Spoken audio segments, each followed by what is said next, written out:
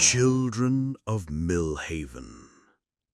The first sighting came on a Tuesday evening in October when Mrs. Eleanor Hartwell was drawing her curtains against the early dusk that had settled over the village of Millhaven. Through her front window she glimpsed two children standing motionless at her garden gate. A boy and girl, perhaps 10 and 12 years old, dressed in simple, dark clothing that seemed oddly formal, almost Victorian in style. "Can we come in, please?" the girl called out, her voice carrying clearly across the small front garden despite the closed window. "We need to use your telephone." Eleanor's hand froze on the curtain fabric. Something about their stillness, the way they stood perfectly aligned like bookends, sent a chill down her spine. In 40 years of living in Millhaven, she knew every child in the village, but these faces were unfamiliar. "It's very important," the boy added, his voice equally clear and strangely mature. "We need to call our parents." Eleanor found herself moving toward the front door, her hand already reaching for the latch when she caught sight of their eyes through the glass panel. Even in the dim evening light, she could see they were wrong, completely, utterly wrong. Black as coal, black as the space between stars, with no trace of white or iris. Just endless, consuming darkness. She stumbled backwards, her heart hammering against her ribs. When she looked again, the children were gone. By November, the sightings had multiplied. The Reverend Michael Davies encountered them outside St. Bartholomew's after evening service, 3 children this time, asking to come inside the church. "We're very cold," they said in unison, their breath visible in the autumn air despite the mild weather. The Reverend, a man who had served his parish faithfully for 23 years, found himself backing away from the church doors he had just locked. Their eyes, dear God, their eyes were like looking into an abyss. He fumbled for his mobile phone to call the police, but when he looked up again, the churchyard was empty, save for the ancient yews swaying in the wind. Sarah Mitchell, who ran the village post office, nearly let them into her shop during closing time. 2 girls, perhaps siblings, with pale faces and dark hair, wearing matching wool coats that looked like they'd stepped out of the 1950s. They pressed their small palms against the glass door, leaving no prints. "We'd like to buy some sweets," they said, their voices muffled but perfectly audible through the glass. "Please let us in. We have money." Her finger was already moving toward the lock when she saw their reflection in the security mirror, or rather, the lack of it. The children cast no reflection at all. Her scream echoed through the empty shop as she ran to the back room, not emerging until her husband arrived 20 minutes later to find the street deserted. The phenomenon might have remained isolated to a few frightened residents, but then came the night of November 15th, when the Ashworth family became the first to actually let them in. David and Linda Ashworth lived in Rose Cottage with their 8-year-old daughter, Emma. David was in his workshop when he heard the knocking, soft, persistent, rhythmic. 3 children stood on his doorstep, 2 boys and a girl, all with that same unsettling stillness that had marked the other encounters. "Our car broke down," the girl explained, her voice carrying an odd, hypnotic quality. "We may please come in and wait while our father fixes it? We're very frightened." David found himself nodding, stepping aside despite every instinct screaming at him to slam the door. It wasn't until they were already in his hallway, already moving deeper into his home, that he saw their eyes properly under the electric light. By then, it was too late. Linda found him the next morning, standing in the kitchen, staring blankly at the wall. Emma was beside him, equally still, equally vacant. Neither responded to their names or physical touch. They would stand exactly where they were placed, occasionally moving to get food or water, but otherwise remaining motionless for hours at a time. The doctors could find nothing wrong. Blood tests, brain scans, psychological evaluations, everything came back normal. But their eyes, once warm brown and bright blue respectively, had begun to darken around the edges, as if some creeping shadow was slowly consuming them from within. Word spread through Millhaven like wildfire. Parents began collecting their children early from school, boarding up windows, refusing to answer doors after sunset. But the black-eyed children adapted, appearing now during daytime hours, always in groups, always perfectly polite, always asking for entry. They appeared at the primary school during lunch break, pressing their faces against the playground fence. "May we come and play?" they asked the children inside, who were mysteriously drawn to the fence despite their teachers' frantic attempts to call them back. They stood outside the village pub, the King's Head, asking to come in from the rain, though no rain was falling. They appeared at bus stops, asking for rides to places that didn't exist on any map. Dr. James Whitefield, the village GP, began documenting the encounters with scientific precision.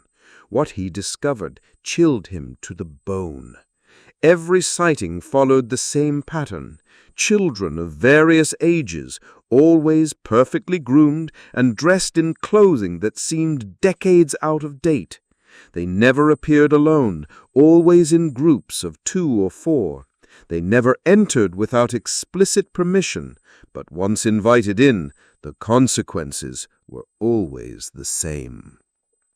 The affected individuals, now numbering 7 in total, displayed identical symptoms: complete docility, minimal verbal response, and that gradual darkening of the eyes that seemed to progress over weeks. Most disturbing of all, the affected began to gather each evening at sunset, standing in the village green in perfect formation, motionless as statues until dawn. Mrs. Agnes Pemberton, Millhaven's self-appointed historian and keeper of local lore, spent sleepless nights researching in the village archives.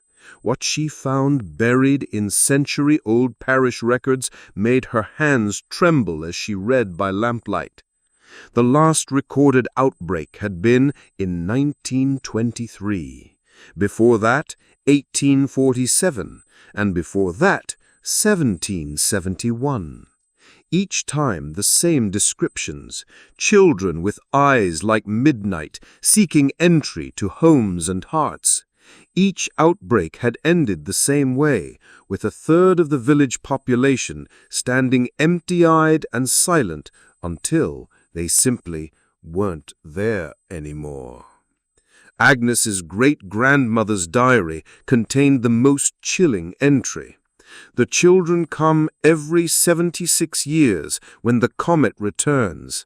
They collect souls like others collect stamps. We must not let them in, but oh, how they make you want to, how they make you need to. She calculated frantically.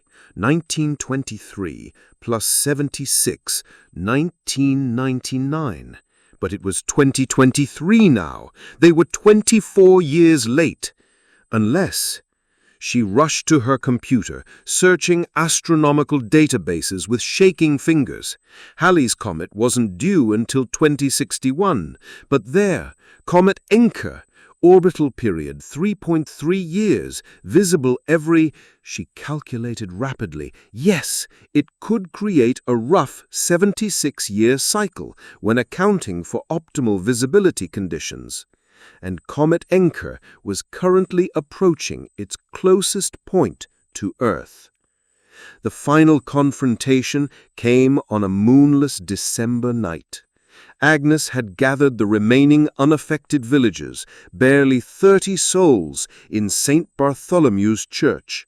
Reverend Davies had blessed every entrance, sprinkled holy water on every threshold, and led them in prayers from half-dozen faiths.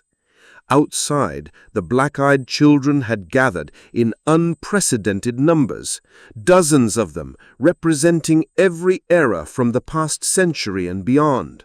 Victorian children in pressed wool, 1920s boys in knickers and caps, 1940s girls in simple dresses, and more recent additions wearing modern clothes that somehow looked wrong on their still forms. They surrounded the church but did not approach. They simply stood, waiting, their collective gaze fixed on the ancient stone building.